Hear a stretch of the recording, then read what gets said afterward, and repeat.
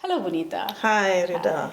Bonita is a research research associate at the District 6 Museum in Cape Town. Her focus areas is memory, restitution, and human rights. Bonita, tell us more about yourself. Yes, Rita, thanks for this opportunity. It's a pleasure. And I think if you talk about a conversation, it feels less stressful than an interview. It is just a conversation. So happy to chat to you. So my background really is in human rights activism and education.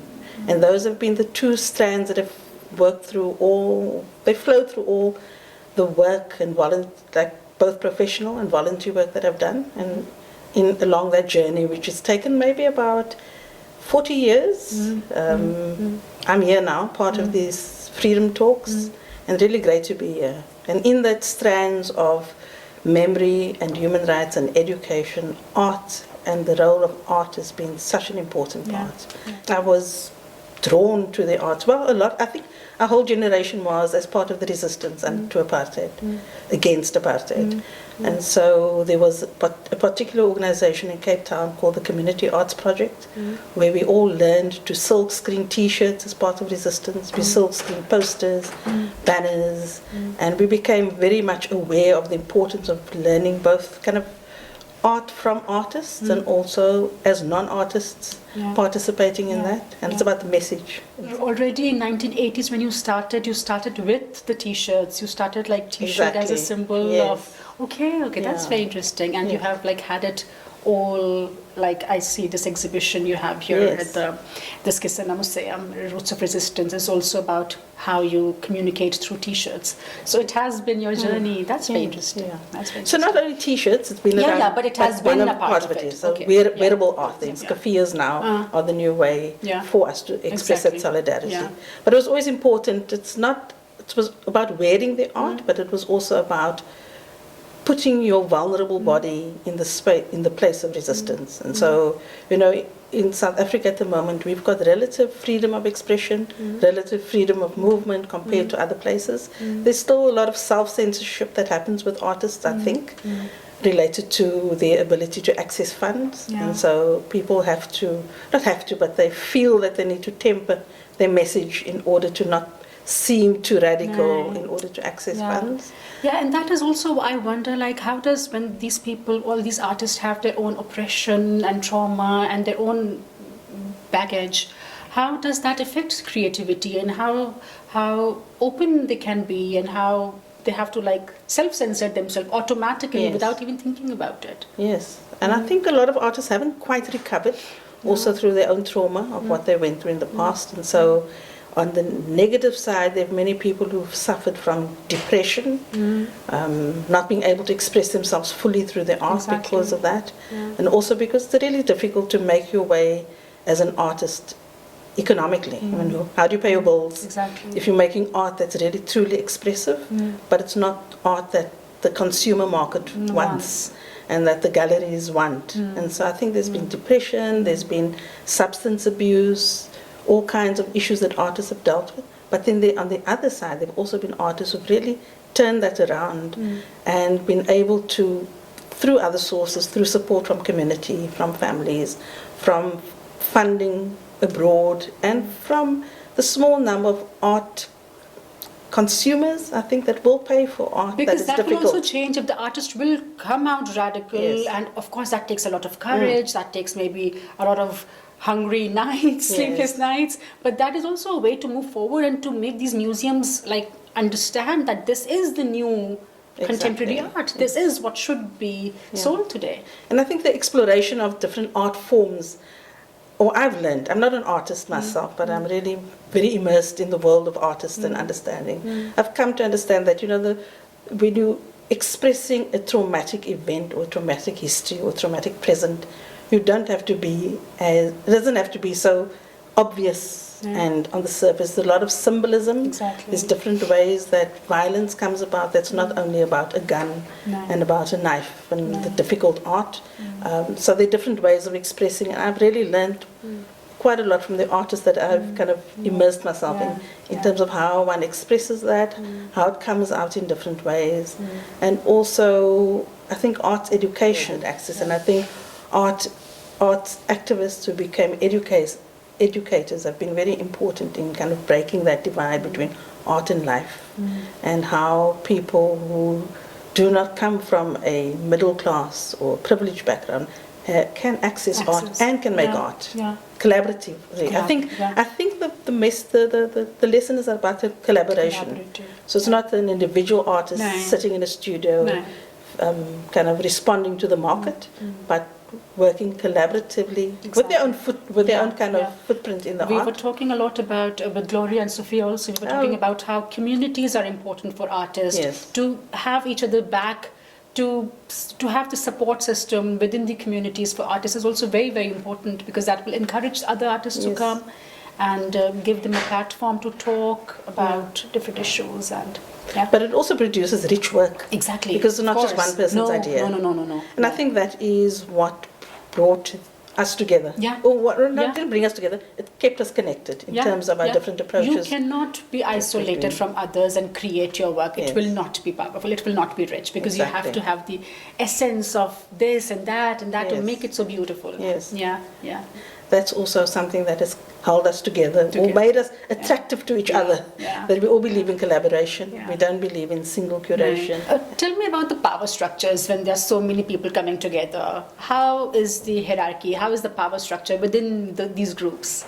I'd like to say that we're completely egalitarian, but I'm sure, that's from my point of view, but that's the intention. And I believe that when your intention is in the right place, things do flow from that. And I do want to challenge myself to work in spaces where people don't agree with me and have different points of view and see how we work together. But coming back to your question, I think it's always been about the equality of voice, the equality of sources of knowledge. And so part of my work is also, it was before we were using the word decolonization. I didn't know the word in the 1980s, but it was always about decentering the center of knowledge and power. And so acknowledging that everybody knows something, and nobody, the whole thing around Paulo Freire that says nobody comes to an educational occasion as an empty slate. We all bring something. And so that has been so embedded in the way that myself and my colleagues, we work, is everybody brings something. And so you've got to almost humble yourself and not think of yourself as an expert. I know we all have expertise in different fields, but sometimes the expertise that you have and you might feel as a scholar, as an academic, does not matter in that moment. And it's so beautiful that, you're just another human being trying to make sense of life, trying to be part of a process. And it's not an instant process. And I've learned it over time. And if I look back at some moments when I thought I was being like community-centered and egalitarian, I cringe a little bit because I realize what I didn't know that I know now. And so I'm looking forward to, maybe the next 10 years I'll look back and I'll be even in a much deeper space of engagement, of trying to... But that is I'm sure that is the development you're looking for yourself also. Exactly. To be otherwise one becomes stagnant if one doesn't try to dig deep into oneself and take these moments out to reflect. Tell us more about the District 6 Museum first, and then we'll come to the Roots of Resistance. So District 6 Museum is one of the few, I think it's one of 2 community museums that have survived in Cape Town. But it started as a movement already in the late 1980s as a museum, let's say a museum movement, not as a museum, but as a museum movement that was dedicated to ensuring that the land that people lost under apartheid, that it would be returned to them. So 1948, when the Afrikaner government, which was derived from the original Dutch, they perfect the colonial project by developing apartheid, and they have all the laws and regulations that just dictate how people are classified, what access they have to land, to residence, to healthcare, education. And 1948 becomes the start of apartheid. And so they have to spread the gospel of, sameness is good and difference is bad. And they target areas, not only District 6, but areas like District 6, which gave the complete opposite message and made people believe, could see that diversity could work. Declared it a white group area in 1966, and people were dispersed to different parts of what we call the Cape Flats, which were really ghetto areas. So black people were displaced to different parts of Cape Town. And so now there's the whole transmission of generations, both from their descendants and as well as new people who do not have a background or history to District 6, but it is a Cape Town story. Actually, it's a global story. Yeah, it's a global story. Yeah, it's a global story. And we talk about the global story. I read in your biography how you were talking about mending, and you used the terms like freedom today can be tailoring and mending. Do you think we stand there today? Or do you think it's a circle that we start from scratch again and then we come to the tailoring and mending process? Yes. Are we going forward, or is it just like a circle how do you see freedom today? Yeah, I do see it as cyclical, but I'm hoping that it gets better. Yeah, because when I read your bio, it was so beautifully put, like, freedom can be mending and tailoring, because that is like how you get back to your roots and try to develop from there. Yes. But when I hope to see freedom like that too. Yes. But do you think you're there today? We globally are there today? Oh no, we're so far. And I think at a certain point, if you'd asked me maybe 10, 15 years ago, I would have seen South Africa as much more hopeful as a nation. I thought that too. I was like, maybe this is so beautifully written. If you go back like 10 years, maybe we could see hope. We could see these mending processes and the tailoring, and how I wished we could just grow from there. Yes. But so I do think it's cyclical, but I think I've been thinking a lot about what is the tipping point that's going to make the difference, because I think cycles should take us to, there should be cycles of improvement. And enhancement, but it shouldn't be a cycle of returning to violence. I feel myself today that we are maybe just returning to. I hope not. I don't. I shouldn't be saying that when I'm talking about freedom. I know what you mean, because but I'm actually I shouldn't be saying this, but there should be a bigger revolution today. There should be. But if I can just come back to the tailoring, so that metaphor that we used of tailoring and mending would have a different and maybe stronger resonance in District 6 and Cape Town, because of the strong tradition in District 6 of tailoring and seamstressing. And so a lot of the skills that came, we believe that people brought with them as the enslaved people or indentured laborers from India and from Indonesia in particular. They were wonderful. They were renowned for their tailoring skills and dressmaking. And so we used coming back, we connected that to the wear and tear of our democracy and how do you mend these things, and then also back to the t-shirts of putting your body, wearing this wearable art. And so we merged all of those and finding a very localized kind of metaphor. But I think it is also universal, because people look and they even if they don't, they look at the t-shirts, they look at the message and they understand. And I think when they read the biographies and they read the text, they understand more. But it is an instant, I think. Because I was actually very touched about like how it was put. And I was like, and now when I talk to you, I actually get my answer also, because it's also like, in those tough times, these things mattered. So it will matter today also. We have to be out there with the hope and with the courage to speak and to believe and to believe in hope. But I think, coming back to this whole cycle of where does the cycle end? I think we're all just agitating for a non-return to the previous oppression. So even though, South Africa feels like it's in a constant state of flux. There's a lot of dissatisfaction at the moment. People talk about the lost dream of 1994, the lost hope, or the Mandela moment, and there's a lot of that happening. But we have to acknowledge there's been a lot of changes, and I think we've become quite wise in terms of the role of civil society. I think in 1994, looking back, as a country, we realized that we expected too much from a single man.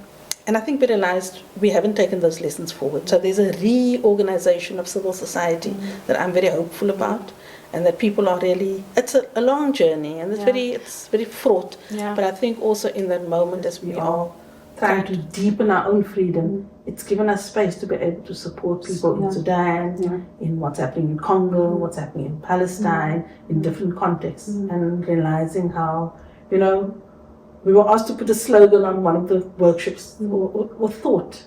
And I put the thought, that we use in one of the chants when we do our Palestinian support is, we are all Palestinian. Because someone asked, like, what exactly do you mean? We're not Palestinian. So we said, we are all Palestinian in the sense that we're all human. Yeah. So it's about humanity. But coming to hope and what you were saying, when I showed the picture, who you are under apartheid, I was showing it to my son, and he was like, Nelson Mandela. I was like, oh my God. That's wonderful. Because when we were doing that zine, I used that as the slogan, and I was writing different things, and I was like, shit, why wasn't I so hopeful? I was like talking in my dark areas, and I was trying to think of things, but he was like Nelson Mandela. I was like, wow. I was actually showing you a poster that we did, that the artist Dean Hutton did, of that. In the exhibition, we had a poster, like, besides next to the t-shirt, who would you end apartheid? We invited people to come and write on the poster. And I was so fascinated that most young people said they would be activists. Yeah. And I'm just wondering, I wonder if that is accurate. Yeah. A lot of people said I'd be the hopeless dreamer and the romantic, but a lot of people felt that they would be activists. So for me, that speaks of hope, because it's also people, they're not saying like, I wouldn't know what to do. No. There were a couple of people who said, I'd probably be a bystander, or I'd probably be overwhelmed. But for the most part, it was like, I'm going to do something. And you can, of course, you as a human being, you will have these feelings of you're being overwhelmed, you're being vulnerable, but then you're also going forward. And exactly. Because if you don't have these feelings, you can't go forward.